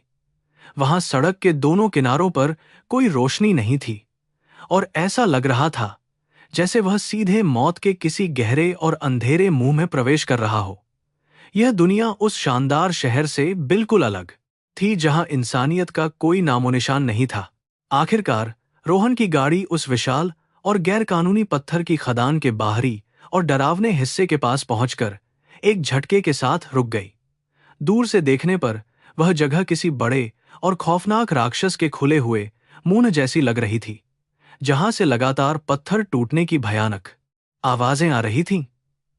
वहां काम करने वाले लोग इंसान कम और चलते फिरते कंकाल ज्यादा लग रहे थे, जो भारी बारिश में भी बिना रुके पत्थरों को तोड़ने का अमानवीय काम कर रहे थे। चारों तरफ सिर्फ धूल, कीचड़, पसीना और एक न खत्म होने वाला गहरा अंधकार छाया हुआ था। रोहन बहुत अच्छी तरह से जानता था कि अगर वह एक अधिकारी के रूप में अपनी सरकारी पहचान के साथ वहां गया तो उसे कभी सच नहीं मिलेगा। इसलिए उसने अपनी महंगी जैकेट को गाड़ी में ही उतार दिया और अपने चेहरे को मफलर से अच्छी तरह से छिपा लिया ताकि कोई उसे पहचान न सके। वह एक बहुत ही आम और भटके हुए मजदूर का रूप बनाकर उस खदान के खतरनाक और कीचड़ भरे रास्तों पर सावधानी के साथ धीरे धीरे आगे की तरफ बढ़ने लगा। उसकी पैनी नजरें उस विशाल खदान के हर एक कोने को बहुत बारीकी से स्कैन कर रही थीं। घंटों तक उस बदबूदार और नरक जैसी जगह पर भटकने के बाद रोहन की नजर खदान के एक बहुत ही अंधेरे कोने में बैठे हुए एक बूढ़े व्यक्ति पर पड़ी। वह एक बहुत ही लाचार और कमजोर दिखने वाला ठेला खींचने वाला मजदूर था, जिसके शरीर की सारी हड्डियां साफ दिखाई दे रही थीं और वह खांसकर बेहाल हो रहा था। उसकी थकी हुई आंखें इस बात की गवाही दे रही थीं कि उसने इस क्रूर जगह पर अपनी जिंदगी के अनगिनत दर्दनाक साल बिताए हैं। रोहन को पूरा यकीन था कि यह बूढ़ा इंसान ही उसे सही जवाब दे सकता है। रोहन शांत कदमों से उस बूढ़े और बीमार मजदूर के पास जाकर चुपचाप बैठ गया और उसने अपनी जेब से कुछ पैसे निकालकर उस मजदूर के कांपते हाथों में रख दिए। इसके साथ ही उसने पास की दुकान से लाकर एक गर्म चाय का कुल्हड़ भी उस बूढ़े व्यक्ति को बहुत सम्मान के साथ पीने के लिए दिया। अचानक मिले इस प्यार और थोड़े से सम्मान को पाकर उस बूढ़े मजदूर की आंखें भर आईं, क्योंकि इस नरक में उसे किसी ने इंसान की तरह नहीं देखा था। चाय की गर्माहट ने उस बूढ़े के अविश्वास को कुछ हद तक पिघलाने का काम किया। उस बूढ़े मजदूर ने चाय पीते हुए रोहन की तरफ एक बहुत ही डरी और सहमी हुई नजर से देखा, मानो वह जानने की कोशिश कर रहा हो कि यह अजनबी कौन है। उसकी उन बूढ़ी आंखों में इस खदान के खूंखार मालिकों और उनके द्वारा किए जाने वाले अत्याचारों का एक भयानक खौफ साफ तौर पर तैर रहा था। वह इस खौफनाक जगह के किसी भी काले रहस्य के बारे में बात करने से बहुत ज्यादा झिझक रहा था, क्योंकि यह सच बोलने की सजा सिर्फ दर्दनाक मौत होती थी। उसका शरीर डर के मारे एक सूखे पत्ते की तरह लगातार कांप रहा था। रोहन ने हालात की नजाकत को समझते हुए बहुत ही भावुक और विनती भरे स्वर में उस बूढ़े व्यक्ति के सामने अपने हाथ जोड़ लिए और उससे मदद की गुहार लगाई। उसने अपने फोन की स्क्रीन पर अंजलि की वह खूबसूरत और पुरानी तस्वीर निकाली, जो उसने 3 साल पहले बहुत ही ज्यादा प्यार से सहेज कर रखी थी। उसने रोते हुए उस बूढ़े से कहा कि यह लड़की उसकी पूरी जिंदगी है और वह पिछले 3 सालों से उसे पागलों की तरह ढूंढ रहा है। रोहन के उन सच्चे आंसुओं ने उस बूढ़े इंसान के कठोर दिल को पूरी तरह पसीज दिया। अंजलि की उस तस्वीर को ध्यान से देखते ही उस बूढ़े मजदूर की आंखें अचानक फटी रह गईं और उसके चेहरे का रंग पूरी तरह से पीला पड़ गया। उसने अपनी कांपती उंगलियों से उस तस्वीर को छुआ और एक गहरी सांस लेते हुए उस भयानक रात का वह खूनी मंजर याद करने लगा। उसने रोहन को बहुत ही धीमी और डरी हुई आवाज में बताना शुरू किया कि उसे वह काली और तूफानी रात आज भी बहुत अच्छी तरह से याद है, जो बिल्कुल आज जैसी भयानक थी। उस रात इस खदान में कुछ ऐसा हुआ था जिसने उसकी रूह को हमेशा के लिए कंपा दिया था। बूढ़े ने खांसते हुए अपनी कहानी को आगे बढ़ाया और बताया कि ठीक 3 साल पहले भारी बारिश के बीच एक बहुत ही बड़ी और लग्जरी कार इस खदान के कीचड़ भरे मैदान में आकर रुकी थी। उस सफेद रंग की महंगी कार के ऊपर एक लाल रंग की सरकारी बत्ती लगी हुई थी, जो इस बात का बहुत ही साफ सबूत थी कि वह गाड़ी किसी बड़े वीआईपी इंसान की है। यह काम करने वाले गुंडे और खदान का भयानक मालिक भी उस सरकारी गाड़ी को देखकर पूरी तरह से डरकर सम्मान में अपना सिर झुकाकर एक तरफ चुपचाप खड़े हो गए थे। गाड़ी के रुकते ही कुछ खूंखार और लंबे चौड़े हथियारबंद गुंडों ने कार का दरवाजा जोर से खोला और उसमें से एक लड़की को बालों से पकड़कर बहुत बेरहमी के साथ बाहर खींचा। वह लड़की कोई और नहीं बल्कि तस्वीर वाली यही मासूम अंजलि थी, जिसके हाथ और पैर बहुत ही मोटे और खुरदरे रस्सों से बुरी तरह से बांधे गए थे। उसके मुंह पर एक गंदा और बदबूदार कपड़ा ठूंसा गया था ताकि वह किसी भी तरह से चीख कर मदद की गुहार न लगा सके। वह कीचड़ में गिरकर खुद को बचाने के लिए बहुत ही भयानक संघर्ष लगातार कर रही थी। उन जालिम गुंडों ने उस बेचारी अंजलि को खदान के उस खूंखार मानव तस्कर और माफिया के सामने किसी सस्ते सामान की तरह जमीन पर फेंक दिया। यह माफिया इस इलाके में औरतों की तस्करी और उनसे बंधुआ मजदूरी करवाने के अपने घिनौने व्यापार के लिए पूरे राज्य में कुख्यात था। बूढ़े ने बताया कि उस माफिया ने अंजलि को बालों से पकड़कर उठाया और फिर एक भयानक हंसी हंसते हुए उसे हमेशा के लिए खदान के उस सबसे ज्यादा गहरे और अंधेरे हिस्से में बंद करने का हुक्म दे दिया। यह एक बहुत ही खौफनाक और दिल दहला देने वाला दृश्य था। अपनी बात खत्म करते हुए उस बूढ़े मजदूर ने एक ऐसी खतरनाक बात बताई जिसने रोहन के पैरों तले से जमीन को पूरी तरह से खिसका कर रख दिया। उसने रोहन के करीब आकर फुसफुसाते हुए कहा कि जब वह लड़की कीचड़ में तड़प रही थी, तब उसने उस वीआईपी गाड़ी के शीशे के पीछे से हांकते हुए एक बहुत ही भयानक चेहरे को साफ देखा था। गाड़ी के अंदर एक बेहद ही घमंडी और रसूखदार औरत बैठी हुई थी, जिसने एक चमकदार लाल रंग की रेशमी साड़ी पहन रखी थी और वह इस पूरे भयानक नजारे को देखकर बहुत ज्यादा खुश हो रही थी। लाल रेशमी साड़ी का वह जिक्र सुनते ही रोहन के दिमाग में एक भयंकर और जोरदार विस्फोट हुआ, जिसने उसके होश पूरी तरह से उड़ा दिए। अंजलि के वह पागलपन भरे शब्द जो वह अस्पताल के बिस्तर पर चीख चीख कर बोल रही थी, अब एक भयानक सच्चाई का रूप लेकर रोहन के सामने नाच रहे थे।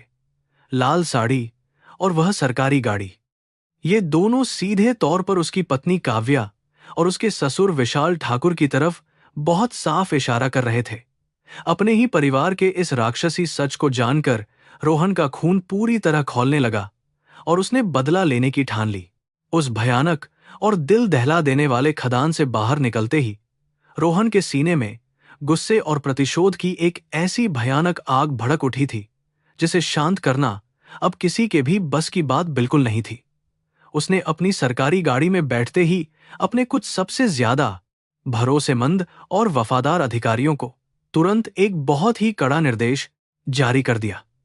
उसने उन्हें उस रात खदान में देखी गई लाल बत्ती वाली सरकारी गाड़ी के नंबर और पिछले 3 सालों के दौरान उसके परिवार के सभी बैंक खातों की पूरी जांच करने का सख्त और अंतिम आदेश दे दिया।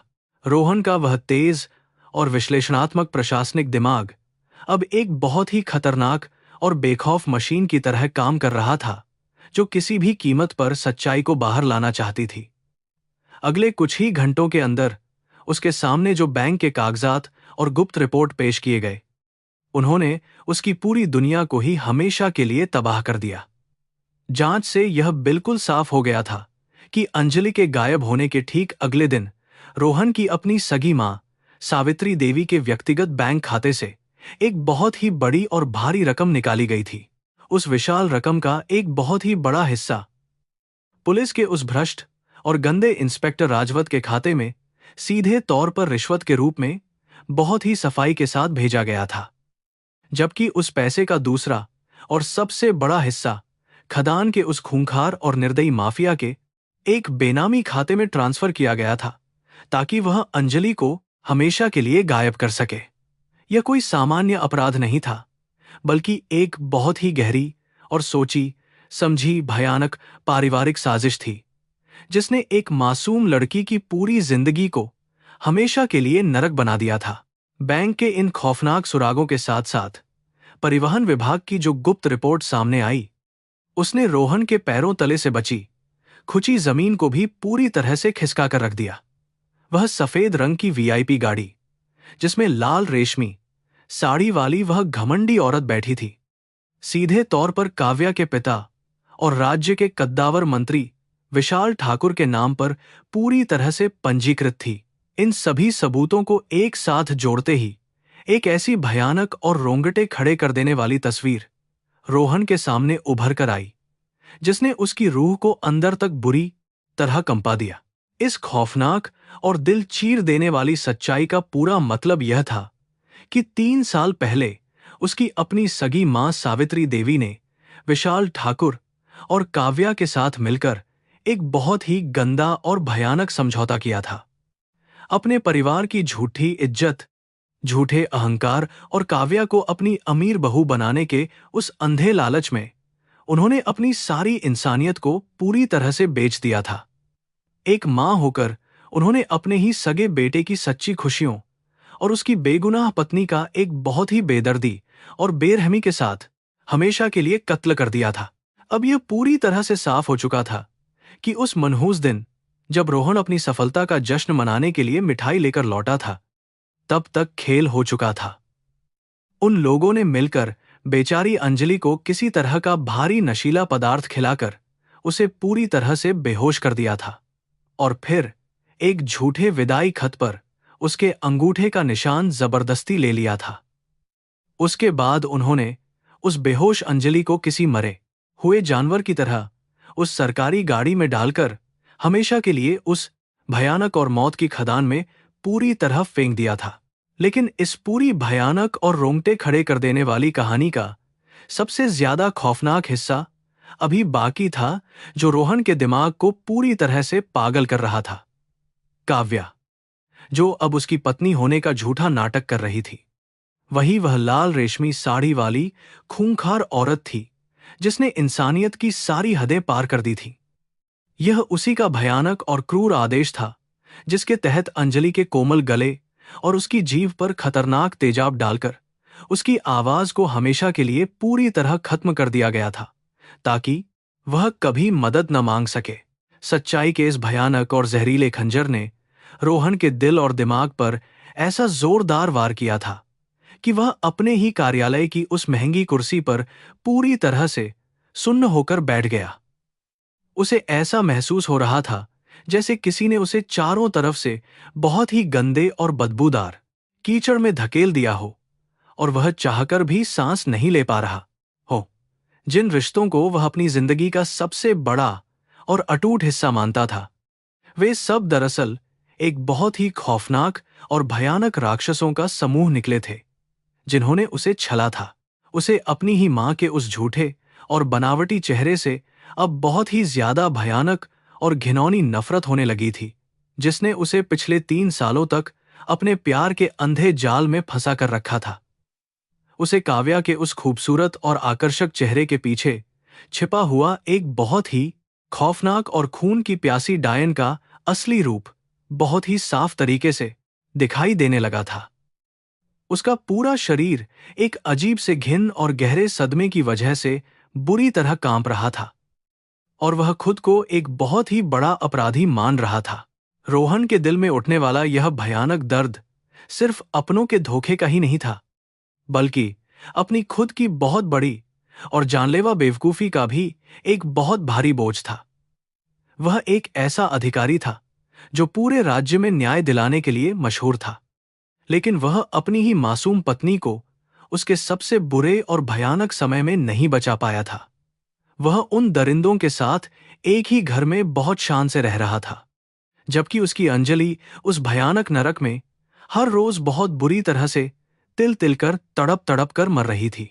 उस शांत और अंधेरे कमरे में अचानक से रोहन के सीने के अंदर से एक ऐसी भयानक और दिल दहला देने वाली दर्दनाक चीख पूरी ताकत के साथ बाहर निकली, जिसने दीवारों को भी कंपा दिया। उसने अपने पास रखा हुआ कांच का एक भारी गिलास पूरी ताकत से सामने की दीवार पर दे मारा, जिससे उसके हजारों छोटे छोटे और नुकीले टुकड़े होकर पूरे फर्श पर बुरी तरह से बिखर गए।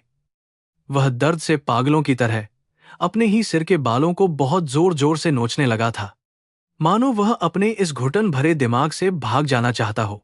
यह वह दर्द था जिसकी कोई दवा नहीं थी, और यह वह विश्वासघात था जिसकी कोई भी माफी इस पूरी दुनिया में बिल्कुल भी मौजूद नहीं थी। अंजलि का वह जला हुआ मासूम चेहरा और उसकी वह खौफनाक चीखें बार बार रोहन की आंखों के सामने एक बहुत ही डरावनी फिल्म की तरह बिना रुके लगातार चल रही थीं। उसे यह समझ में नहीं आ रहा था कि वह इस भयानक सच को जानकर भी अभी तक जिंदा कैसे है, और उसका दिल फटकर हजारों टुकड़ों में पूरी तरह से क्यों नहीं बिखर गया। उसका दिमाग पागलपन की कगार पर था, लेकिन इस भयानक टूटन और गहरे पागलपन के बीच भी रोहन के अंदर का वह सोया हुआ असली शेर अब पूरी तरह से और बहुत ही खतरनाक रूप में जाग चुका था। उसने अपने उन आंसुओं को एक बहुत ही खौफनाक और निर्मम इरादे के साथ अपनी आंखों में सुखा लिया और अपने सारे सबूतों की फाइलों को एक मजबूत ब्रीफकेस में बहुत ही सलीके के साथ बंद कर दिया। अब उसे किसी भी कीमत पर रुकना नहीं था और अपने ही घर में मौजूद उन भयानक खून पीने वाले भेड़ियों का बहुत ही बेरहमी के साथ शिकार करना था। उसने अपनी सरकारी पिस्तौल को बहुत ही सावधानी के साथ अपनी पैंट की बेल्ट में खोसा और एक ठंडी और मौत जैसी गहरी सांस लेते हुए अपने कार्यालय से बाहर की तरफ निकल पड़ा। बाहर की तेज बारिश अब कुछ हद तक रुक चुकी थी, लेकिन रोहन के अंदर जो एक बहुत ही भयंकर और खौफनाक तूफान अभी अभी शुरू हुआ था, वह सब कुछ तबाह करने वाला था। उसने अपनी गाड़ी का स्टीयरिंग बहुत ही मजबूती से पकड़ा और उसे सीधा माथुर परिवार के उस शानदार और भव्य बंगले की तरफ बहुत ही तेज रफ्तार के साथ दौड़ा दिया। जब वह अपने उस आलीशान घर के बड़े से लोहे के दरवाजे के सामने पहुंचा, तो आसमान में बिजली बहुत ही भयंकर आवाज के साथ एक बार फिर से जोर से कड़क उठी। यह भव्य इमारत, जिसे वह कल तक अपना सबसे सुरक्षित और प्यारा घर मानता था, आज उसे एक बहुत ही खौफनाक और डरावने बूछड़खाने जैसी बिल्कुल साफ दिखाई दे रही थी, जहां प्यार का कत्ल हुआ था। रोहन ने अपनी गाड़ी को एक झटके के साथ रोका और बहुत ही भारी कदमों से उस घर के अंदर अपना पहला और सबसे खतरनाक कदम पूरी तरह से रखा। घर के अंदर का माहौल बहुत ही शांत और आलीशान था, लेकिन इस झूठी शांति के पीछे जो भयानक तूफान छिपा हुआ था, वह अब बहुत ही जल्द पूरी तरह से बाहर आने वाला था। रोहन की आंखें अब किसी भी तरह के पारिवारिक मोह से पूरी तरह से मुक्त हो चुकी थीं, और उनमें सिर्फ न्याय की एक बहुत ही खौफनाक और अंधी आग धधक रही थी। आज इस घर की उन महंगी और शानदार दीवारों के पीछे छिपे हुए सारे काले राज हमेशा के लिए दुनिया के सामने बहुत ही भयानक तरीके से नंगे होने वाले थे। रोहन ने मुख्य हॉल में जाकर एक बहुत ही भारी और गरजती हुई आवाज में अपनी मां और काव्या का नाम जोर से पुकारा, जिसने घर के सन्नाटे को बुरी तरह से चीर दिया। उसकी उस खतरनाक आवाज को सुनकर नौकर चाकर बुरी तरह से कांप उठे और अपने अपने कमरों में डर के मारे छिप गए, क्योंकि उन्होंने अपने साहब का ऐसा खौफनाक रूप पहले कभी नहीं देखा था। आज की यह मनहूस रात माथुर परिवार के इतिहास की सबसे ज्यादा भयानक और हमेशा के लिए याद रखी जाने वाली एक बहुत ही दर्दनाक और खौफनाक रात बनने वाली थी। हॉल की उस बड़ी सी दीवार पर लगी हुई परिवार की वह पुरानी और खूबसूरत तस्वीर आज रोहन को किसी बहुत ही भयानक और भद्दे मजाक की तरह मुंह चिढ़ाती हुई सी महसूस हो रही थी। उस तस्वीर में उसकी मां सावित्री देवी एक बहुत ही प्यारी और ममतामयी मुस्कान के साथ उसके बगल में खड़ी थीं, जो अब उसे किसी बहुत ही जहरीले और खतरनाक सांप जैसी लग रही थी। काव्या का वह बनावटी चेहरा भी उस तस्वीर में बहुत शान से चमक रहा था, जिसने उसकी पूरी जिंदगी को एक बहुत ही भयानक नरक में बदल कर रख दिया था। रोहन की उस भयंकर और गूंजती हुई आवाज को सुनकर ऊपर की मंजिल से काव्या और सावित्री देवी के कदमों की हल्की आहट बहुत ही साफ तरीके से सुनाई देने लगी थी। वे दोनों अपने अपने कमरों से बाहर निकलकर बहुत ही ज्यादा हैरानी और गुस्से के साथ उस शानदार सीढ़ियों से नीचे की तरफ धीरे धीरे उतर रही थीं। इस बात से पूरी तरह अनजान कि आज उनका काल आ चुका है। सावित्री देवी के चेहरे पर हमेशा की तरह वह झूठा ममतामयी और चिंता से भरा हुआ नाटक अभी भी बहुत ही साफ और बेशर्मी के साथ छाया हुआ था। काव्या ने अपनी वही पुरानी लाल रंग की महंगी रेशमी साड़ी पहन रखी थी, जिसे देखते ही रोहन की आंखों के सामने अंजलि का वह दर्द से भरा और तड़पता हुआ भयानक चेहरा तुरंत घूम गया। काव्या ने बहुत ही घमंड और तीखे लहजे में रोहन से सवाल किया कि वह इतनी रात गए पागलों की तरह इस तरह से क्यों चिल्ला रहा है और पिछले 2 दिनों से कहां गायब था। उसके इस तीखे और अहंकारी सवाल ने रोहन के अंदर जल रही उस खौफनाक ज्वालामुखी को एक बहुत ही बड़े और भयंकर विस्फोट में पूरी तरह से बदल दिया। बिना एक भी शब्द बोले रोहन ने अपने हाथ में मौजूद वह भारी और चमड़े का ब्रीफकेस पूरी ताकत के साथ उस कांच की महंगी मेज पर बहुत ही ज्यादा जोर से दे मारा। उस ब्रीफकेस के खुलते ही उसके अंदर मौजूद वे सारे काले और भयानक सबूतों के कागजात उस मेज पर पूरी तरह से बिखर गए, जो इन दोनों औरतों की दरिंदगी का सबसे बड़ा और पक्का सबूत थे। रोहन की वह खौफनाक और लाल आंखें अब किसी भी तरह की दया या रहम की कोई भी उम्मीद बिल्कुल नहीं छोड़ रही थीं और सिर्फ मौत का भयानक संदेश दे रही थीं।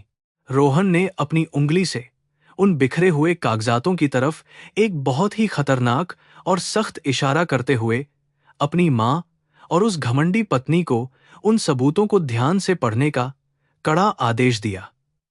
कमरे का वह शानदार और आलीशान सन्नाटा अब एक बहुत ही भयानक और जानलेवा चुप्पी में पूरी तरह से तब्दील हो चुका था, जो किसी बहुत बड़े और विनाशकारी राजनीतिक और पारिवारिक तूफान का पहला संकेत था। अब कोई भी झूठ, कोई भी चालाकी या कोई भी बड़ा राजनीतिक रसूख इन दरिंदों को रोहन के खौफनाक न्याय से बिल्कुल भी नहीं बचा सकता था। सावित्री देवी और काव्या ने जैसे ही मेज पर बिखरे हुए उन कागजातों को देखा, उनके चेहरों का रंग पूरी तरह से उड़ गया और वे पीली पड़ गईं। उन कागजातों में बैंक के सारे गुप्त लेनदेन और पुलिस की झूठी रिपोर्टें मौजूद थीं, जिन्हें उन्होंने बहुत ही सफाई से दफन किया था। सावित्री देवी के हाथ बुरी तरह से कांपने लगे और उनकी बनावटी ममता एक पल में हवा हो गई। काव्या की भी आंखें फटी रह गईं, क्योंकि उसे बिल्कुल अंदाजा नहीं था कि उसका बुना हुआ यह मजबूत जाल कभी इस तरह टूटकर सामने आ जाएगा। कमरे की जानलेवा चुप्पी कुछ ही पलों बाद सावित्री देवी के झूठे और बनावटी रोने की आवाज से पूरी तरह टूट गई। उन्होंने अपने आंसुओं का नाटक करते हुए रोहन के पैरों में गिरने की घटिया कोशिश की और अपनी सफाई देनी शुरू कर दी। उन्होंने रोते हुए कहा कि जो कुछ भी किया वह सिर्फ अपने बेटे के उज्जवल भविष्य और परिवार की इज्जत को बचाने के लिए ही किया था। उनका मानना था कि अंजलि जैसी नीची जात की दलित लड़की उनके बड़े परिवार के लिए एक बहुत बड़ा कलंक थी, जो रोहन की सफलता को हमेशा बर्बाद कर देती। अपनी मां के मुंह से निकली इन भयानक बातों को सुनकर रोहन का खून खौलने लगा और उसने पीछे हटकर उन्हें जोर से झटक दिया। उसने अपनी लाल आंखों से देखते हुए कहा कि उन्होंने एक मां होने का सारा पवित्र हक हमेशा के लिए खो दिया है। झूठी सामाजिक इज्जत और अंधे घमंड के लिए उन्होंने एक मासूम लड़की को जीते जी भयानक नरक की आग में बेरहमी से धकेल दिया। रोहन ने भारी आवाज में कहा कि यह कोई मां का प्यार नहीं था, बल्कि एक खौफनाक और खून की प्यासी डायन का बहुत ही ज्यादा क्रूर कृत्य था। सावित्री देवी के इस रोने धोने के बीच काव्या ने अपने चेहरे से वह झूठा नकाब पूरी तरह हटा दिया और अपने असली घमंडी रूप में वापस आ गई। उसने अपनी लाल रेशमी साड़ी को संभालते हुए एक भयानक और शातिर हंसी के साथ रोहन को देखना शुरू कर दिया, जो उसके शैतानी दिमाग को दर्शा रही थी। काव्या ने बिना किसी शर्म या पछतावे के यह बात बेखौफ होकर स्वीकार कर ली कि हां, उसने ही अंजलि को रास्ते से हटाने का पूरा जाल बुना था। उसके अंदर इंसानियत का कोई भी अंश अब बिल्कुल भी नहीं बचा था। काव्या ने बहुत ही गुरूर और बेशर्मी के साथ आगे बताते हुए कहा कि वह कभी किसी को अपनी चीजों पर हक जताने की इजाजत नहीं देती। उसने रोहन की आंखों में देखते हुए बताया कि उस रात खदान में अंजलि का रोता हुआ चेहरा देखकर उसे कितनी भयानक खुशी और अजीब सुकून मिला था। उसी ने अपने गुंडों को आदेश दिया था कि अंजलि की जीभ और गले पर खतरनाक तेजाब डाल दिया जाए ताकि वह कभी रोहन का नाम न ले सके। काव्या के इन खौफनाक शब्दों ने कमरे की हवा को बहुत दमघोंटू और भयानक बना दिया था। यह सच सुनते ही रोहन के संयम का आखिरी बांध पूरी तरह टूट गया और उसने काव्या को थप्पड़ मारने के लिए अपना हाथ तेजी से ऊपर उठाया। लेकिन इससे पहले कि उसका हाथ काव्या तक पहुंच पाता, मुख्य दरवाजे से एक भारी और रोबदार आवाज पूरी ताकत के साथ गूंज उठी। यह काव्या के पिता और राज्य के ताकतवर राजनेता विशाल ठाकुर थे, जो अपने दर्जनों हथियारबंद सुरक्षा कर्मियों के साथ वहां पहुंच चुके थे। विशाल ठाकुर के चेहरे पर सत्ता का वह भयानक और अंधा घमंड साफ दिखाई दे रहा था, जो किसी कानून को कुछ नहीं समझता था। विशाल ठाकुर ने भारी जूतों की आवाज के साथ हॉल में प्रवेश किया और रोहन को तीखी नजरों से घूरते हुए शांत रहने की सख्त चेतावनी दी। उसने भारी आवाज में कहा कि एक आईएएस अधिकारी होकर उसकी बिल्कुल भी हैसियत नहीं है कि वह ठाकुर परिवार के खिलाफ उंगली भी उठा सके।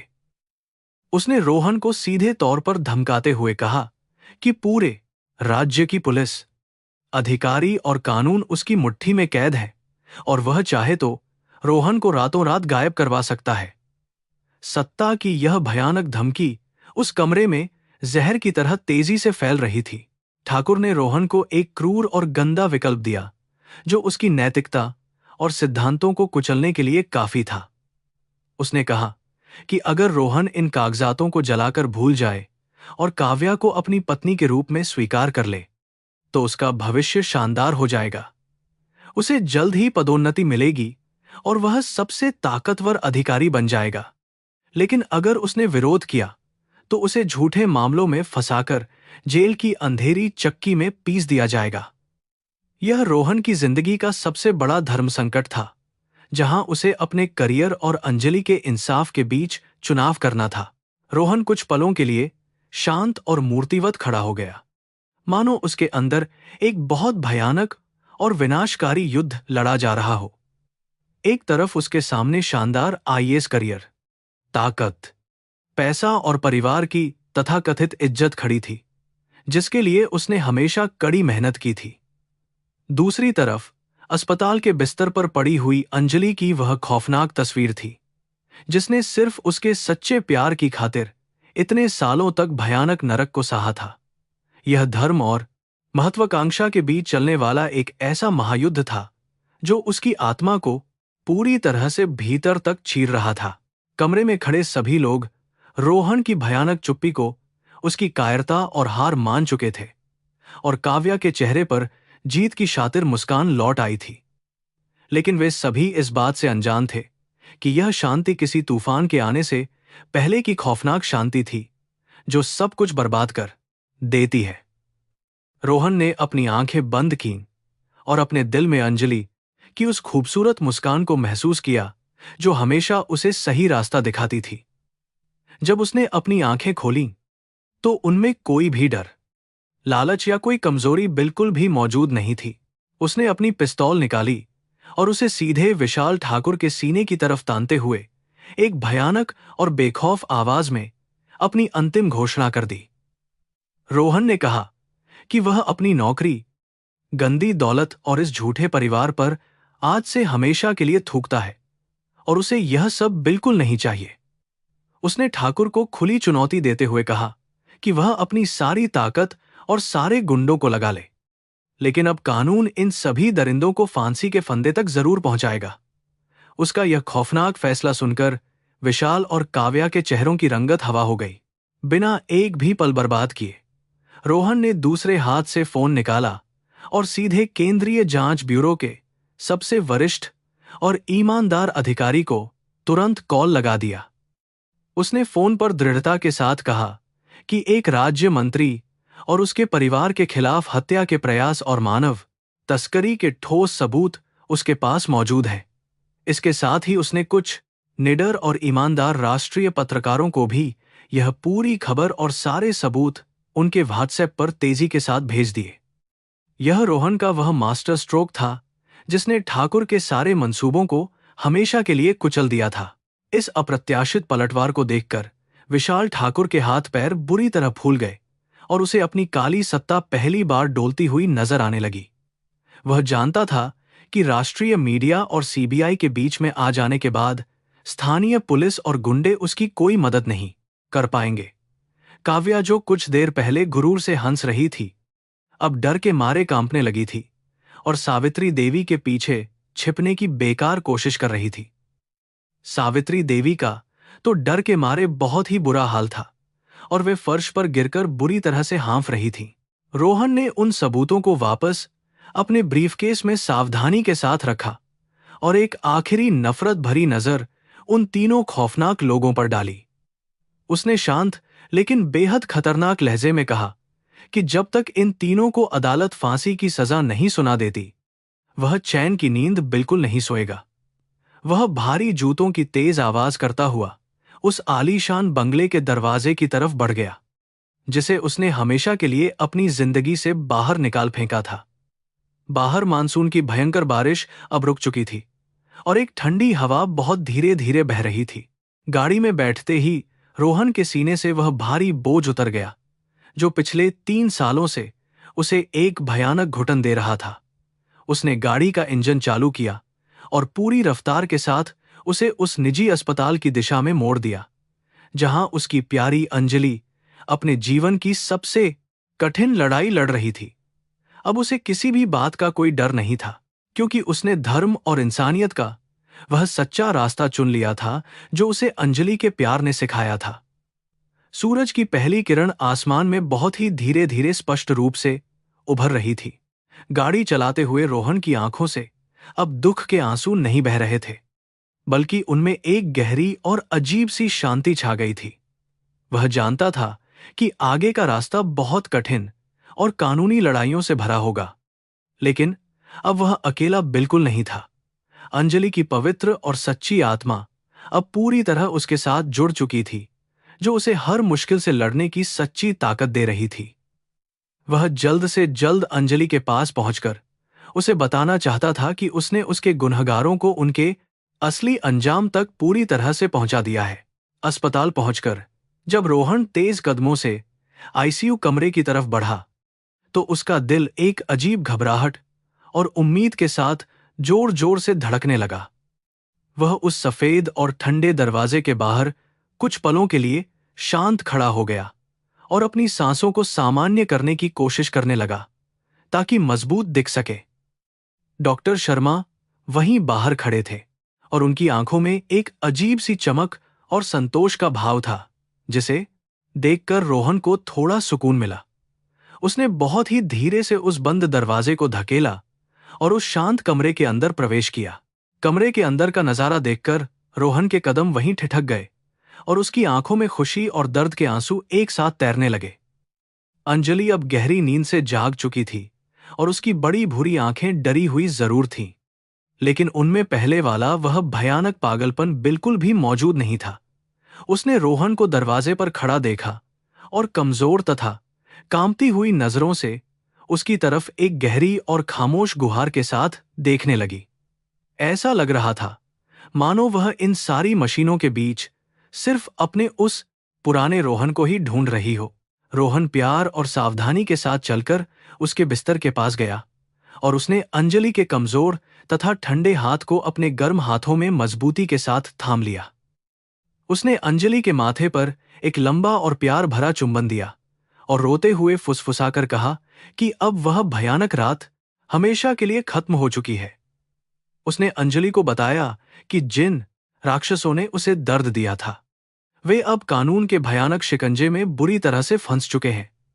अंजलि की आंखों से एक गर्म आंसू धीरे से छलककर रोहन के हाथ पर गिर पड़ा।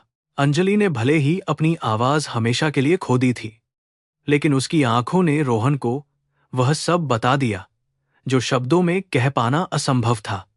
वह दर्द, सुकून और सच्चा प्यार जो किसी साजिश या जहर से बिल्कुल नहीं मिटाया जा सकता था, आज एक बार फिर से जीत चुका था। यह माथुर परिवार के झूठे और घमंडी पतन की खौफनाक शुरुआत थी, लेकिन इसके साथ ही यह रोहन और अंजलि के एक नए और पवित्र जीवन का पहला कदम भी था। अब सिर्फ कर्मा का अंतिम फैसला आना ही बाकी था, जो सबका हिसाब करने वाला था। सीबीआई और राष्ट्रीय मीडिया के अचानक दखल ने राज्य की उस गंदी और भ्रष्ट राजनीति में एक ऐसा भयानक भूचाल ला दिया था जिसकी कल्पना किसी ने नहीं की थी। रोहन द्वारा सौंपे गए वे सभी पक्के सबूत इतने ज्यादा मजबूत और पारदर्शी थे कि विशाल ठाकुर का कोई भी राजनीतिक रसूख या भारी पैसा अब किसी काम नहीं आ रहा था। 24 घंटे के भीतर ही ठाकुर के सभी अवैध ठिकानों पर ताबड़तोड़ छापेमारी शुरू हो गई और पुलिस महकमे में मौजूद उसके सभी भ्रष्ट दलालों को एक एक करके बहुत ही बुरी तरह से बेनकाब किया जाने लगा। कर्म का वह सबसे क्रूर और अटल चक्र अब अपनी पूरी ताकत के साथ घूम चुका था, जिसे रोक पाना किसी के भी लिए पूरी तरह से नामुमकिन साबित हो रहा था। बहुत ही भारी पुलिस बल के साथ विशाल ठाकुर और उसकी घमंडी बेटी काव्या को उनके उसी शानदार बंगले से हथकड़ी पहनाकर बाहर निकाला गया जहां वे कभी राज करते थे। सावित्री देवी को भी हत्या के प्रयास और एक बहुत ही भयानक आपराधिक साजिश रचने के गंभीर आरोप में बिना किसी दया के गिरफ्तार करके महिला जेल की उसी अंधेरी और ठंडी कालकोठरी में डाल दिया गया। पूरे देश के समाचार चैनलों पर इस हाई प्रोफाइल और दिल दहला देने वाले भयानक अपराध की खबरें लगातार बहुत ही प्रमुखता के साथ बिना रुके दिखाई जा रही थीं। जिस झूठी सामाजिक इज्जत और झूठे पारिवारिक घमंड को बचाने के लिए सावित्री देवी ने अंजलि की जिंदगी को नरक बनाया था, आज वही इज्जत सरेआम नीलाम हो रही थी। रोहन को अपनी मां और उस झूठी पत्नी के इस दर्दनाक और भयानक पतन को देखकर कोई भी दुख या कोई भी पछतावा बिल्कुल नहीं हो रहा था, क्योंकि वे अपने किए गए उन भयानक पापों की सही सजा भुगत रही थीं। लेकिन इस पूरी बाहरी और राजनीतिक उथल-पुथल से बहुत दूर उस शांत अस्पताल के आईसीयू कमरे में एक बिल्कुल ही अलग और खामोश जंग बहुत ही धीमी गति से लड़ी जा रही थी। अंजलि का वह कमजोर और पूरी तरह से टूट चुका शरीर अब और ज्यादा दर्द या किसी भी तरह के भारी इलाज को बर्दाश्त करने की हालत में बिल्कुल भी नहीं बचा था। उसके शरीर के कई मुख्य अंगों ने धीरे धीरे काम करना पूरी तरह से बंद कर दिया था और डॉक्टर शर्मा के चेहरे पर छाई वह गहरी निराशा इस बात का साफ संकेत दे रही थी। रोहन दिन रात बिना कुछ खाए पिए सिर्फ और सिर्फ अंजलि के बिस्तर के पास बैठा रहता था और अपनी नम आंखों से उसके उस मासूम चेहरे को लगातार निहारता रहता था। वह अपनी सारी दौलत, अपना पूरा रुतबा और दुनिया की हर एक चीज लुटाकर भी अंजलि की उस गिरती हुई और कमजोर होती सांसों को किसी भी कीमत पर बचाना चाहता था। लेकिन मौत का वह खौफनाक और अंतिम सच अब धीरे धीरे उनके बहुत ही ज्यादा करीब आ चुका था, जिसे कोई भी डॉक्टर या कोई भी चमत्कार अब वापस मोड़ने में पूरी तरह से नाकाम साबित हो रहा था। अचानक एक शांत और उदास शाम को अंजलि ने बहुत ही गहरी सांस ली और अपनी उन बड़ी भूरी आंखों को बहुत ही ज्यादा धीरे से पूरी तरह खोल दिया। उस एक छोटे से पल के लिए उसकी आंखों में मौजूद वह सारा डर, वह सारा पागलपन और वह सारा भयानक दर्द हमेशा के लिए पूरी तरह से गायब हो चुका था। उसकी आंखों में एक ऐसी बहुत ही गहरी और अजीब सी दिव्य शांति छा गई थी जो सिर्फ उस इंसान के चेहरे पर ही आ सकती है जिसने अपनी जिंदगी के सारे दर्द पार कर लिए हों। उसने अपनी नजरें घुमाकर सीधे रोहन की उन रोती हुई और थकी हुई आंखों में देखा और एक बहुत ही कमजोर लेकिन बेहद ही प्यारी सी मुस्कान उसके फटे होठों पर तैर गई। वह मुस्कान बिल्कुल वैसी ही मासूम और खूबसूरत थी जैसी रोहन ने 3 साल पहले उस पुरानी लाइब्रेरी में पहली बार बहुत ही प्यार के साथ देखी थी। अंजलि ने अपनी बची हुई सारी ताकत को इकट्ठा किया और अपना एक बहुत ही कमजोर और ठंडा हाथ धीरे से उठाकर रोहन के गाल पर बहुत ही ज्यादा प्यार और दुलार के साथ रख दिया। रोहन ने उस ठंडे हाथ को अपने दोनों हाथों से बहुत ही मजबूती के साथ कसकर पकड़ लिया और अपने आंसुओं से उसे पूरी तरह से भिगोते हुए जोर जोर से रोने लगा। अंजलि की वह खामोश और शांत आंखें रोहन को यह यकीन दिला रही थीं कि वह अब किसी से नहीं डरती और वह उसे उसकी हर गलती के लिए पूरी तरह माफ कर चुकी है। एक बहुत ही लंबी और सुकून भरी खामोश सांस के साथ अंजलि की आंखें हमेशा के लिए बंद हो गईं और मशीनों की वह सीधी और डरावनी लकीर लगातार गूंजने लगी। वह पल रोहन के लिए इतना ज्यादा भारी और दिल चीर देने वाला था कि उसे लगा जैसे उसके खुद के सीने की धड़कन हमेशा के लिए पूरी तरह से रुक गई हो। उसने अंजलि के उस ठंडे और बेजान शरीर को अपनी बाहों में बहुत ही ज्यादा कसकर भर लिया और एक छोटे बच्चे की तरह बहुत ही जोर जोर से फूट फूट कर रोने लगा। उस कमरे में मौजूद डॉक्टर और नर्सों की आंखें भी इस बेहद दर्दनाक और मार्मिक दृश्य को देखकर पूरी तरह से भर आई थीं, क्योंकि यह एक बहुत ही पवित्र और सच्चे प्यार का दुखद अंत था। अंजलि के अंतिम संस्कार के ठीक अगले ही दिन रोहन ने एक बहुत ही बड़ा और अपने जीवन का सबसे ज्यादा अहम फैसला लेते हुए सबको पूरी तरह से चौंका दिया। उसने एक आईएएस अधिकारी के रूप में अपने उस ऊंचे और ताकतवर पद से हमेशा के लिए अपना अंतिम इस्तीफा सरकार को बहुत ही शांति के साथ सौंप दिया। वह पद, वह सत्ता और वह सारा सरकारी रुतबा अब उसके लिए पूरी तरह से बेमानी और झूठा हो चुका था, जिसे उसने हमेशा अपनी जिंदगी का सबसे बड़ा और सबसे खास मकसद मानकर बहुत ज्यादा मेहनत की थी। रोहन ने अपनी सारी जमा पूंजी और अपनी पैतृक संपत्ति का वह सारा हिस्सा जो उसे कानूनी रूप से मिला था, उसे बेचकर एक बहुत ही बड़े और पवित्र काम की शुरुआत की। उसने शहर के बाहरी इलाके में अंजलि के नाम से एक बहुत ही बड़ा और सुरक्षित आश्रम खोला, जहां समाज की उन सभी बेसहारा, शोषित और पीड़ित महिलाओं को मुफ्त आश्रय दिया जाता था। यह कोई साधारण आश्रम नहीं था, बल्कि यह रोहन की तरफ से अपनी उस महान और सच्ची मोहब्बत को दी गई एक बहुत ही खूबसूरत और सच्ची श्रद्धांजलि का पवित्र रूप था। आज कई साल बीत जाने के बाद भी रोहन उसी पुराने आश्रम में एक बहुत ही साधारण और सादगी भरे इंसान की तरह अपनी बाकी बची हुई जिंदगी चुपचाप गुजार रहा है। वह अपना पूरा दिन उन पीड़ित और बेसहारा महिलाओं की निस्वार्थ सेवा करने और उन्हें न्याय दिलाने के लिए उनके कानूनी केस लड़ने में बहुत ही शांति के साथ बिताता है। रात के उस गहरे सन्नाटे में वह अक्सर गोमती नदी के उसी शांत किनारे पर जाकर चुपचाप बैठ जाता है, जहां वह कभी अंजलि के साथ घंटों बैठकर सुनहरे और खूबसूरत सपने बुना करता था।